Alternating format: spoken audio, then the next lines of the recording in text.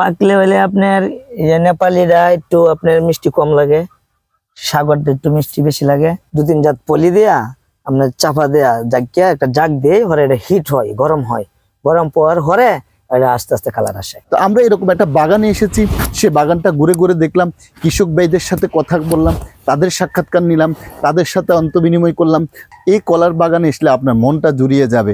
আপনি দেখছেন সবসময় পাকা কলা, কিন্তু হালকা কাঁচা কলা দেখছেন, কিন্তু গাছের যে ঝুলন্ত কলাগুলা, এই যে একটা ন্যাচারাল সৌন্দর্য, প্রকৃতির সৌন্দর্য, এই কলা, এই সৌন্দর্য দেখতে হলে আপনাকে বাগানে আসতে হবে।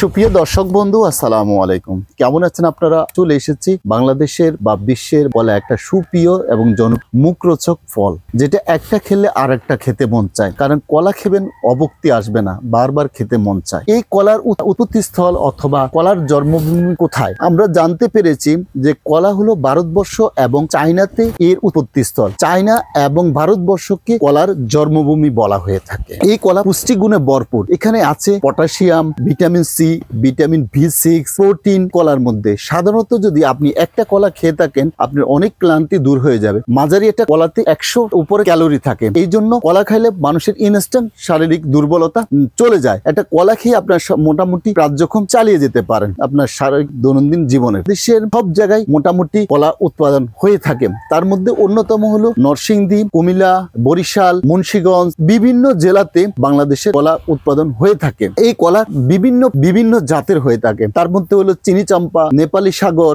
সবরি কলা, সবজি কলা, কাঁচকলা, এই যে কলার বিভিন্ন নামে পরিচিত। তো কাঁচকলা যেটাকে বলি সেটা বড় আকৃতির মোটা হয়ে থাকে, এবং আর যেটা হলো চাম্পা কলা, চিনি চাম্পা, সেটা একটু টক হয়ে থাকে এবং ছোট আকৃতির হয়ে থাকে। এবং এর মধ্যে সাগর কলা যেটা জনপ্রিয়তা, হাট বাজার হতে শুরু করে চায়ের স্টল থেকে সব জায়গায় এই কলা পেয়ে থাকি। এক একটা সময় এক একটা সিজনে এক একটা কলা আসে। সেটা আপনার দেখা যাচ্ছে সবজি কলা চলে গেল, কলার বিভিন্ন জাত বিভিন্ন জনের কাছে বিভিন্নভাবে প্রিয়। কারো কাছে সাগরটা প্রিয়, কারো কাছে চিনি চাম্পা প্রিয়, কারো কাছে দেশি কলাটা প্রিয়, কারো কাছে সবরি কলাটা প্রিয়, এবং কারো কাছে নেপালি সাগর প্রিয়। এক একটা মানুষের কাছে এক একটা কলা প্রিয়, যার যার রুচি অনুযায়ী শেষে কলা খায়। কেমন আছেন ভাইজান? আলহামদুলিল্লাহ। তো সমস্যা নেই, আপনাদের সাথে একটু কথা বলি। জি বলেন। এই যে আমরা এখানে দেখছি অনেকগুলা কলা গাছ, তো এখানে কি কলা এগুলা? সাধারণত কয় প্রজাতির কলা আছে? কলা বাগান দেখছি। জি, এখানে কলা আছে আপনার 3 পদে। কলা আছে আপনার, একটা আছে নেপালি, জি, আরেকটা আছে আপনার সাগর, আরেকটা আছে চিনি চাম্পা, আরেকটা আছে বাংলা। 3-4 পদের কলা আছে। আবার কাঁচকলাও আছে। হ্যাঁ, চারা, ছোট চারা লাগাইছি আপনার, গাছের ছোট চারা কিনে আনছি, মতগুলা গোত্র করছি, সার দিছি, সার দেওয়ার পরে আবার লাগাইছি, লাগাই আবার সার দিছি, সার দিয়ে আবার কলা গাছের গোড়াত মাটি দিছি। এখন কলা আমরা মোটামুটি বিক্রি করতেছি। বুঝতে পারছি। এই কলার চারাগুলো আপনার কোথা থেকে সংগ্রহ করেছেন? এটি আনছি আমার ইয়ার থেকে, রাজশাহী থেকে। জি জি। সাধারণত এই কলা গাছগুলো আপনার কতদিন সময় লাগে? কলা এটা আপনার 3 মাসে ফলছে। 3 মাসে? জি জি। এখন যে আপনি এই যে দেখতেছি কলা গাছগুলা অনেক লম্বা কলা হয়েছে বা অনেক কলা চারা দেখা যাচ্ছে, এই কলাগুলো পাকতে কতদিন সময় লাগতে পারে? এটা আপনার যদি ঠিক মতন সুস্থ ভাবে বাড়তে হয়, জি, আপনার 2-3 দিন। না, এই শুরু থেকে কলাটা পাকতে কতটা? হ্যাঁ, এটা শুরু দেখতে আপনার 1 মাস 40 দিন 45 দিন এরকম। এর মধ্যে কলা পরিপূর্ণ হয়ে যায়? পরিপূর্ণ হয়ে যায়, পেকে যায়। আমরা তো সাধারণত যখন গ্রামে দেখি ন্যাচারাল যে কলাগুলো হয়, এগুলা তো একটা সময় লাগে, মিনিমাম সময় লাগে। ওইগুলো সময় লাগে, ওইগুলো দেশি কলা। আর ওইগুলো মনে করেন এ করা, এটা আমার নার্সারি, এটা আমার শ্বাসের কলা। এটা আপনার এখানে আপনার কি কি, এই যে কলা গাছের গোড়ায় মারি দেখা যাচ্ছে, কি কি মেডিসিন ইউজ করেন? এটার মধ্যে আপনার 4-5 পদের সার আছে।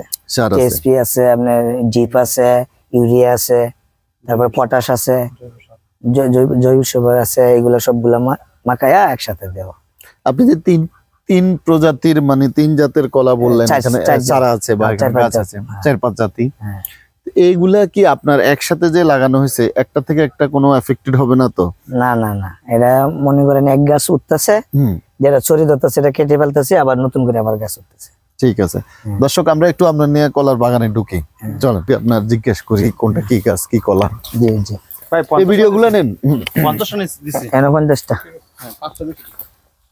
রাখেন। ওই যে একটা বড় থ্রো দেখা যাচ্ছে, জি জি, এটা কি বলেন, ফানা না থ্রো? এখানে কাঁচকলা আছে, আপনার বাংলা কলা আছে, যে মনে করেন দেখেন ফাইটটা যাইতেছে বাতি হয়ে, এমনি কাটলেই পাকবে।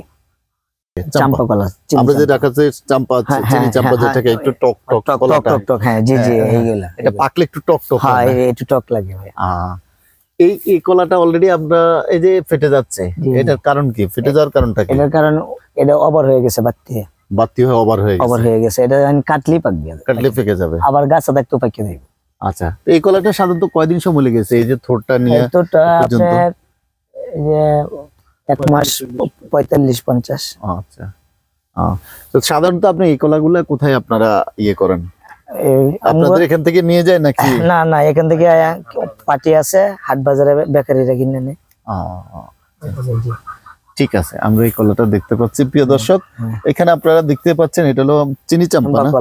চিনি চাম্পা কলা, যেটা আমরা ঢাকা শহরে আপনার ব্যানে অথবা বিভিন্ন আড়তে পাওয়া যায়। এই চিনি চাম্পা গুলা হাট বিক্রি করে থাকে। এই চিনি চাম্পা গুলা একটু টকটক হয়ে থাকে, একটু টকটক হয়ে থাকে, আর এগুলার কালার গুলা কিন্তু খুব সুন্দর হয়, হলুদ হয়ে যায়। আমরা হলুদের জন্য কি কোনো কিছু ব্যবহার করে না? এটা এমনিতে আমরা পলি আছে না, জি, 2-3 জাত পলি দেয়া আপনার চাপা দেয়া জাগিয়া একটা জাগ দিয়ে হরে, এটা হিট হয়, গরম হয়, গরম পর হরে এটা আস্তে আস্তে কালার আসে, কালার চলে আসে। জি জি, হয়তো মেডিসিন ব্যবহার করলে, হয়তো অন্য অন্য বাগানে মেডিসিন ব্যবহার করে ওরা 24 ঘন্টা পাকা, আমরা পাকাই 4 দিন, 3 দিন, 5 দিন, এরকম সময় যায় আর কি। পাকলে হলে আপনার নেপালিরা একটু আপনার মিষ্টি কম লাগে, সাগরটা একটু মিষ্টি বেশি লাগে, আবার বাংলাটা মিষ্টি লাগে, আবার যে চিনি চাম্পাটা আছে এটা মনে করেন আপনার একটু টক লাগে। জি জি, নেপালি সাগর, এই যে আপনার রঙিল সাগর, হ্যাঁ ওটাকে বলেন রঙিল সাগর। নেপালি হলে তো আপনার সবুজই থাকবে, হ্যাঁ, আর এটা আপনার রং কালার আসে, এটা কালার আসে। জি জি জি, একটা তো কলা আছে যে আপনার সাধারণত এরকমই কালার থাকে কিন্তু ফেকে যায়, এটা হলো অরিজিনাল নেপালি, ওইটা হলো অরিজিনাল নেপালি। জি জি, আর ওইটা হলো রঙিল সাগর, জি, এটা নেপালিও, আবার আপনার এই যে রঙিল সাগর, এটার কথা বলছেন, এটা একটু মিষ্টি কম হয়। হ্যাঁ, এখানে যে বাগানগুলো আমরা এখানে যে কলাগুলা দেখতেছি, দেখতে পাচ্ছি যে খুব কাছে কাছে, এই যে কলাটা খুব ধরলে ভালো লাগে। আপনিও আসেন, আপনি আসেন ভাই, একসাথে দাঁড়াই। এই যে কলাগুলা কত কত সুন্দর লাগে, হাত দিয়ে স্পর্শ করতেছি। এই যে এসে আপনার আর সৌন্দর্য কি হইতে পারে, প্রকৃতির কি সৌন্দর্য। এগুলো হলো আপনার হলো মূল সাগর কলাটা শেষ হয়ে যায়, তখনই কিন্তু নেপালি কলাটা আসে। ভাইয়ের সাথে এই যে 2 ভাই, ওনারা এই কলার চাষাবাদ করে, ওনারা এটা তত্ত্বাবধান করে দেখে থাকেন। এই কলাগুলার এই যে আপনার আমার পিছনে দেখছেন যে কত সুন্দর কলা, এই কলাটা থেকে এমনি এমনি চলে আসে নাই, এটা পরিচর্যার মাধ্যমে, একটা সেটেন সময় এটাকে আপনার তত্ত্বাবধান করে পরিচর্যার মাধ্যমে এই কলাটা চলে এসে। তো আমাদের কাছে খুব সুন্দরই লাগছে যে আমার সংস্পর্শে, এই যে ভাইয়ের সংস্পর্শে কলা একবারে খুব ভালোই লাগতেছে। আমরা ঘুরে ঘুরে কলা বাগানটি দেখবো, আরো কথা বলবো। কলার নিকটে আরো কাছে এখানে এমন একটা কলা বাগানে এসেছি যে আমার চতুর পাশে চারিদিকে শুধু কলা আর কলা।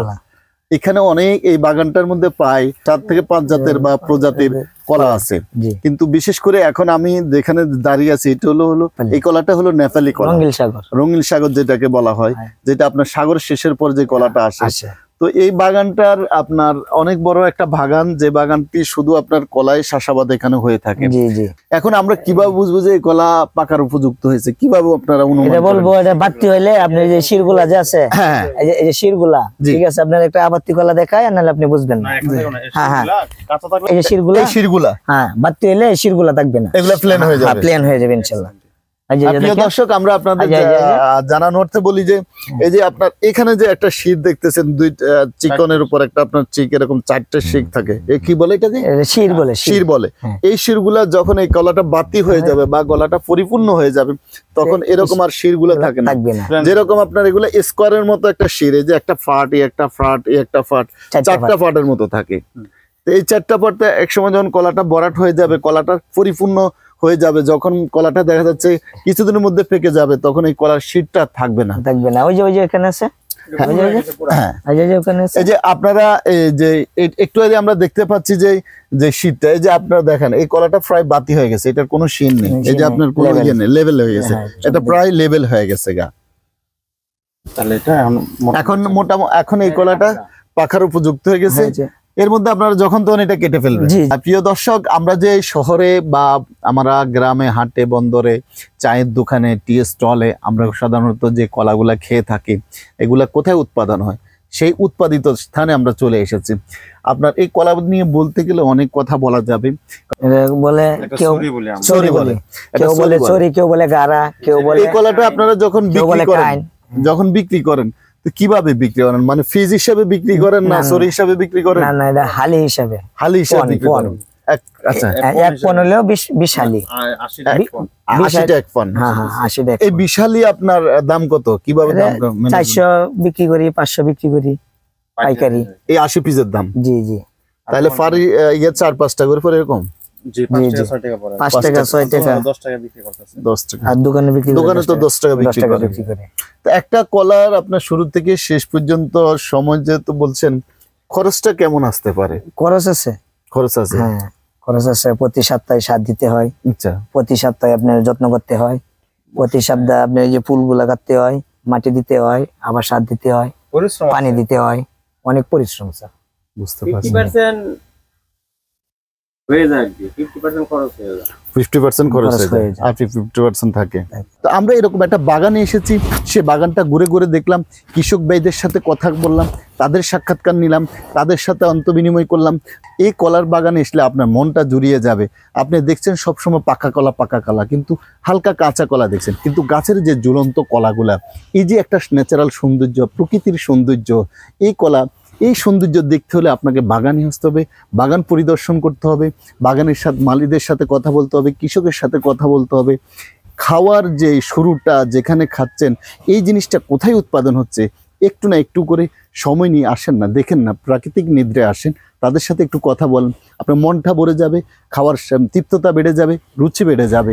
কারণ যখন আপনি প্রকৃতির কাছাকাছি যাবেন, প্রকৃতির নির্যাসটা নেবেন, কারণ মানুষ তো একটা ন্যাচারাল প্রকৃতির মতো, তার সেই শুরু থেকে জন্ম থেকে পরবর্তী সময় ধীরে ধীরে বেড়ে ওঠা, এই যে একটা প্রকৃতিগত, এই প্রকৃতির সাথে যখন যতই বেশি আপনি মিশবেন, যতই আন্তরিকতা করবেন, ততই আপনার জীবনটা সুন্দর এবং সার্থক হবে। এই বলে আমার কথা এখানেই শেষ করছি। প্রিয় দর্শক, অন্য কোনো বিষয় নিয়ে, অন্য কোনো স্থানে, অন্য কোনো অবস্থায় গিয়ে আপনাদের সাথে কথা বলবো, দেখা হবে। সেই পর্যন্ত ভালো থাকবেন, সুস্থ থাকবেন। আল্লাহ হাফিজ।